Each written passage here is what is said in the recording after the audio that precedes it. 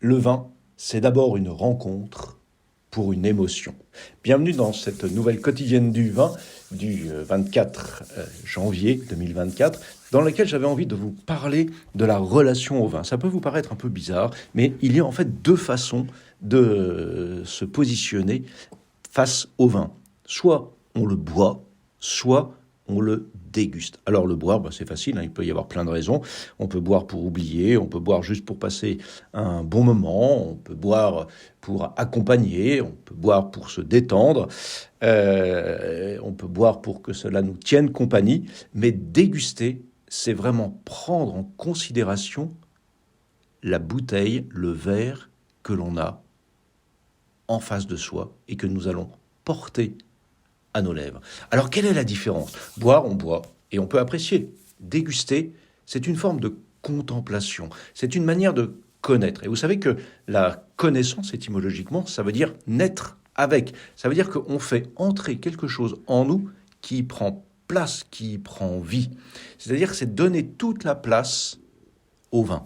Alors qu'est-ce que ça veut dire donner toute sa place au vin ? C'est vraiment l'objet de la dégustation.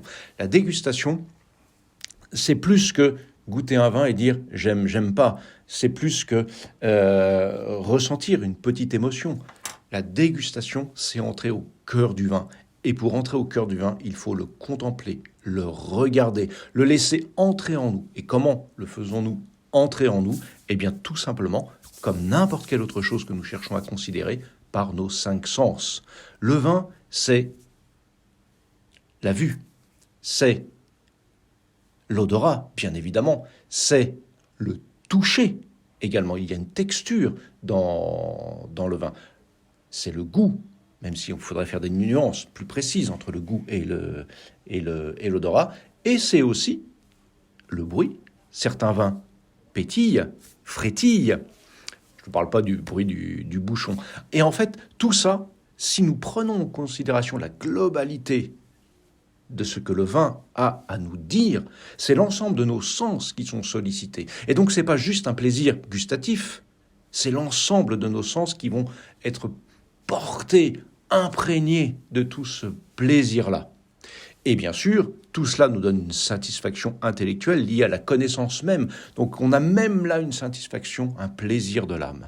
En fait, déguster le vin, c'est savoir le lire, savoir ce qu'il y a dans sa robe, savoir ce qu'il y a dans ses jambes, dans ses cuisses. C'est évidemment réussir à le humer, à trouver, comprendre, reconnaître pour mieux en profiter ses arômes. C'est également sentir cette texture qui va nous rafraîchir ou au contraire nous assouplir. C'est savoir également écouter ce frétillement qui va nous donner un peu de fraîcheur ou bien ce calme, ce silence qui va nous installer et nous poser. Bref, c'est tout ça la dégustation. Et en fait, c'est même tout l'objet de tout ce que je peux vous donner comme podcast.